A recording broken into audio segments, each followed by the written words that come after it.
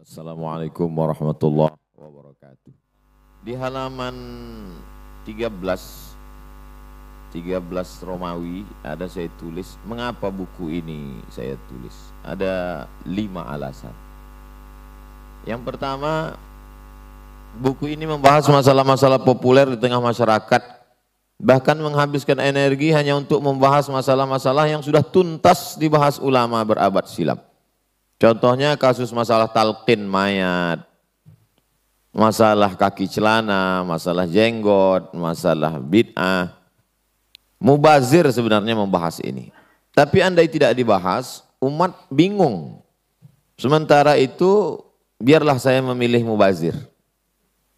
Semoga Allah mengampuni saya atas perbuatan mubazir itu. Andai ini mubazir dan saya berdosa, maka mereka yang mengangkat ini kembali pun ikut juga berdosa. Karena masalah yang sudah selesai, tahsilul hasil. Yang kedua, buku ini disusun dengan mengemukakan dalil dan pendapat para ulama yang mu'tabar.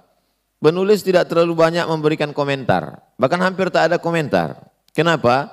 Karena kita berhadapan dengan orang yang sulit menerima pendapat kita. Sedangkan dengan dalil pun mereka tetap membuat gambar saya di thumbnail YouTube itu, dibuat gambar Abdul Somad dikali, lalu di bawahnya UAS, Ustadz Ahli Subhat. Ketiga, pendapat para ulama dituliskan lengkap dengan teksnya. Ini banyak juga jamaah yang mengeluhkan, kenapa Ustadz buat teks Arabnya yang tidak ada garisnya? Kami sulit menjawab. Saya bilang kita seperti bertamu ke rumah orang, disuguhkan makanan, makan ajalah yang sesuai kemampuan. Jadi kalau di situ ada kacang, masih kuat, ya kacang. Kalau tidak, ada agar-agar. Kalau tidak kuat, ada barongko, itu aja habiskan. Jadi, kenapa saya buat teksnya? Karena saya nanti takut difitnah, mengada-ngada. Dan itu juga baik untuk adik-adik mahasiswa dari pondok, untuk melihat bagaimana cara menerjemah. Dan boleh jadi terjemah saya keliru dan salah. Kelima, buku ini tidak ingin menggiring pembacanya kepada mazhab tertentu. Yang diharapkan hanyalah agar setelah melihat pendapat para ulama, kita lebih memahami perbedaan dan menghormati orang lain. Saya tidak ingin mengajak orang, meyakinkan orang lain untuk ikut mazhab saya, enggak. Paling tidak dia jangan sampai menyalahkan. Semoga setiap kesulitan dan tetesan air mata dapat mengampuni dosa. Itu saja yang diinginkan dari buku ini. Ada beberapa poin yang saya tekankan karena ini direkam, diupload, ditonton orang. Saya awam tentang teknologi, gaptek. Saya tidak mengerti mana laptop yang paling bagus. Maka ketika saya mau beli laptop, saya malas membaca mana iklan yang paling sering muncul, itulah yang akan saya pilih. Mana yang bintang iklannya paling sering ngomong, paling kuat suaranya, itulah laptop yang paling bagus menurut saya. Jadi saya khawatir kalau kita tidak bicara, nanti siapa yang paling sering tampil di TV, siapa yang paling sering ngomong di radio, siapa yang paling sering berani ngomong maulid bid'ah, maulid bid'ah, maulid bid'ah, maulid bid'ah, maulid bid'ah, maulid bid'ah. Sehingga orang mengatakan, oh kalau begitu maulid bid'ah, tahlil bid'ah, talqin bid'ah, baca yasin bid'ah. Nah, jadi maka saya bahas paling panjang di sini adalah pembahasan bid'ah. Hadis yang kedua di halaman 34. Iyyakum wa muhdatsatil umur fa innaha dhalalah. Maka tadi qori kita suaranya bagus, tapi bagi orang yang berpegang kepada simpel saja, kalau tidak dibuat Nabi bid'ah. Tadi suara bagus, tapi begitu ditutup shadaqallahul azim, bid'ah. Kalau tidak dibuat Nabi, bid'ah. Bid'ahnya tadi 2 kali. Pertama shadaqallahul azim, yang kedua shadaqallahul aliyul azim, bid'ah 2 kali. Kalau tidak dibuat Nabi, bid'ah. Halaman 35 kata Imam Syatibi, tariqatun fid dini mukhtara'atun tudahi syar'iyyah. Suatu jalan dalam agama yang diciptakan menyaingi syariat, yuqsadu bisuluki 'alaiha al-mubalaghah fit ta'abbud lillahi subhanahu wa ta'ala. tujuan untuk melakukannya adalah mubalaghah, sikap berlebihan dalam beribadah kepada Allah Subhanahu wa taala. Imam Al-Izz bin Abdissalam membagi bid'ah, al-bid'atu fi'lun ma lam yu'had fi asri Rasulillah sallallahu alaihi wasallam. Pendapat Imam An-Nawawi, kullu syai'in umila ala ghairi mithalin sabiq. Perbuatan yang dilakukan tidak ada contoh sebelumnya. Imam Al-Hafiz Ibnu Hajar Al-Asqalani, kullu syai'in uhditha ala ghairi mithalin yusamma bid'ah sawa'un kana mahmudan au mazmuman. Nah, di situ Ibnu Hajar lebih jelas. Ada perbuatan yang tidak dilakukan Nabi, tapi dia bisa jadi mahmud atau hasanah, bisa juga dia menjadi mazmum atau dhalalah. 36C, apakah bid'ah itu tidak bisa dibagi? Maka kalau kita katakan kepada orang mengatakan bid'ah tidak bisa dibagi, kata dia. Oh, kalau bid'ah tidak bisa dibagi berarti mikrofon bid'ah, berarti kamera bid'ah, berarti mobil bid'ah, karena tidak ada zaman Nabi. Oh, itu tidak bid'ah, karena itu masalah dunia. Mikrofon, mobil, listrik itu tidak bid'ah, karena itu masalah dunia. Yang dimaksud bid'ah itu adalah dalam masalah agama dan ibadah. Loh, itu tadi bid'ahnya bisa dibagi. Bid'ah tidak bisa dibagi, ya. Kalau bid'ah tidak bisa dibagi berarti mikrofon bid'ah, berarti handphone bid'ah, berarti mobil bid'ah. Oh, itu tidak bid'ah, karena itu urusan dunia. Yang bid'ah itu adalah urusan agama atau urusan ibadah. Oh, kalau begitu bid'ah bisa dibagi. Kalau yang membaginya guru kamu tidak bisa, kalau guru kami bisa. Itu artinya orang boleh cerdas, dia boleh cerdas, orang tak boleh. Gitu. Jadi kecerdasan itu sudah dikapling. Pembagian bid'ah menurut Imam Syafi'i, halaman 37. Qala Syafi'iyyu, Imam Syafi'i berkata, al-bid'atu bid'atani. Bid'ah itu ada dua. Bid'atun mahmudatun wa mazmumatun. Ada bid'ah yang mahmudah atau lebih populer dengan bid'ah hasanah, dan ada bid'ah yang mazmumah atau bid'ah dhalalah. Apa dhawabitnya? Fama wafaqas sunnata fahuwa mahmudun.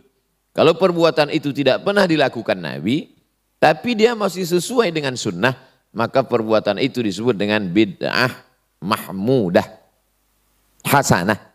Wa ma khalafaha, kalau perbuatan itu bertentangan dengan sunnah, fahuwa mazmumun, maka dia tercela atau bid'ah dhalalah. Ini yang membagi ini Imam Syafi'i, bukan Abdul Somad. Padahal waktu saya ceramah mengatakan ini pendapat Imam Syafi'i, saya membacakannya saja. Tapi pas muncul di YouTube, Abdul Somad membagi bid'ah menurut si pelaku bid'ah hasanah. Itulah bahayanya nonton kalau kurang paket. Jadi videonya potongan. Kriteria pembagian bid'ah menurut Imam Syafi'i, wa jaa'a 'ani Syafi'i aidan ma akhrajahu al-Baihaqi fi manaqibihi. Imam Al-Baihaqi menulis manaqib biografi Imam Syafi'i. Qala, Imam Syafi'i berkata, al-muhdatsatu darbani. Perbuatan yang tidak pernah dilakukan Nabi itu terbagi kepada dua. Ma uhdisa, perbuatan itu dibuat, yukhalifu kitaban, bertentangan dengan Al-Quran. Au sunnatan, bertentangan dengan sunnah. Au atharan, bertentangan dengan athar. Au ijma'an, bertentangan dengan ijma'. Fahadhihi bid'atud dhalal. Inilah yang disebut dengan bid'ah dhalalah. Jadi definisi yang 5 tadi, kalau tidak dilakukan Nabi bid'ah, itu definisi batil. Karena dengan kalau begitu, kalau tidak dilakukan Nabi bid'ah, maka banyak sekali perbuatan, dan itulah asal akar permusuhan yang terjadi di tengah masyarakat. Maulid bid'ah, tahlil bid'ah, talqin bid'ah, Isra Mi'raj bid'ah, nuzul Quran bid'ah, tahun baru hijrah bid'ah. Bid'ah. Sadarkah kita bahwa ketika kita mengatakan hai pelaku bid'ah, Maka ketika kita berani mengatakan hai pelaku bid'ah, itu sama artinya kita mengatakan hai pelaku dhalalah, hai penghuni neraka. Itu otomatis. Wa ma uhditsa minal khairi, kalau perbuatan itu dilakukan dan dia baik, la yukhalifu syai'an min dzalik, tidak bertentangan dengan Quran, tidak bertentangan dengan sunnah, tidak bertentangan dengan athar, tidak bertentangan dengan ijma', fahadhihi muhdatsatun ghairu mazmumah. Maka perbuatan ini disebut dia muhdatsah, perbuatan yang dibuat-buat tapi tidak tercela. Inilah yang menjadi dasar Imam As-Suyuti mengatakan maulid itu mahmudah, hasanah. Ini juga lah yang menjadi dasar Imam Ibnu Hajar Al-Asqalani mengatakan maulid itu hasanah. Karena tidak bertentangan dengan Quran, tidak bertentangan dengan hadis, tidak bertentangan dengan athar, tidak bertentangan dengan ijma. Saya selalu mengatakan, Imam Ibnu Hajar Al-Asqalani Al-Hafiz, kalau dia gelarnya Al-Hafiz berarti hafalan hadisnya salasami'ati alfi hadis, 300.000 hadis. Imam As-Suyuti mengaku sendiri, hafiztu mi'atai alfa hadis, aku hafal 200.000 hadis. Kalau Imam Suyuti yang hafal 200.000 hadis, Imam Ibnu Hajar Al-Asqalani hafal 300.000 hadis, membolehkan maulid. Tiba-tiba ada ustadz yang hafalnya 3 hadis kalau laptopnya hidup. Membid'ahkan maulid. Maka saya ikut As-Suyuti, saya ikut Ibnu Hajar Al-Asqalani. Tapi kenapa masyarakat lebih mau ikut ustadz laptop yang 3 hadis, yang kalau baterainya nyala hadisnya muncul, kalau baterainya lowbat hadisnya hilang?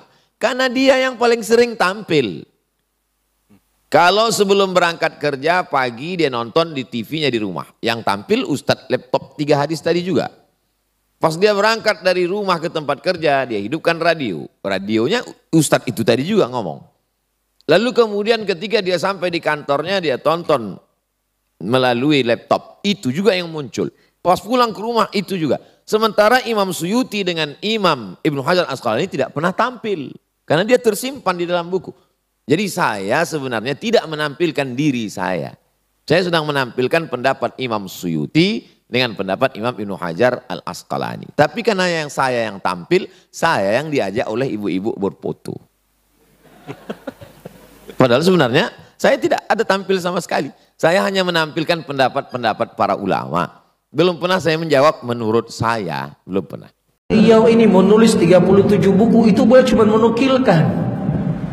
Menukilkan syubhat-syubhat yang sudah dibantah oleh para ulama beliau yang terdahulu. Beliau bukukan, ditulis, diterjemahkan dengan bahasa Indonesia. Sebenarnya ini ada buku bahasa Arabnya, bukan tulisan beliau. Faham? Bukan tulisan beliau ini. Ada buku bahasa Arabnya isinya seperti ini. Walaupun ada beberapa kalimat yang berbeda-beda. Dan itu semua sudah dibantah oleh para ulama kita. Faham di sini ya? Jadi ini adalah syubhat yang sudah lama. Jadi lagu baru, lagu tua, lagu yang sudah jadul dirilis ulang. Ya mungkin dengan instrumen musik yang berbeda. Jelas? Tapi hakikatnya sama semuanya. Nah, dan para ulama menyebutkan hakikat daripada kerancuan syubhat itu dia tuh bagaikan bait al-ankabut. Tahu bait al-ankabut, rumahnya laba-laba. Kelihatannya itu kan luar biasa sarang laba-laba ya, kuat seakan-akan. Tapi dia tuh bisa kita hancurkan dengan setengah jari kita. Kalau jari ini bisa dibelah 2, bisa kita hancurkan. Itulah hakikat dari syubhat. Hakikatnya lemah sekali. Ya, tentunya siapa yang menganggap lemah? Para ulama, bukan kita. Nah, alhamdulillah, ya, kita membaca bukunya para ulama, membantah perbuatan tersebut. Segala puji hanya milik Allah, Rabb semesta alam, dan salawat serta salam tercurahkan kepada Nabi Muhammad Sallallahu Alaihi Wasallam. Buku ini berjudul Catatan terhadap buku 37 masalah populer yang disusun oleh Al-Ustadz Abu Ubaidah Yusuf bin Mukhtar As-Sidawi, yang diterbitkan oleh Media Da'wah Al-Furqan. Ukuran buku ini 15 cm kali 21 cm. Soft cover, berat 350 gram, tebal 166 halaman. Buku ini jarang sekali ditemui di toko-toko buku karena buku ini yang sangat langka. Kemudian buku ini juga sangat bagus pemaparan dari dalil-dalil yang sahih, hadisnya jelas, referensinya juga jelas. Maka miliki buku ini sekarang juga.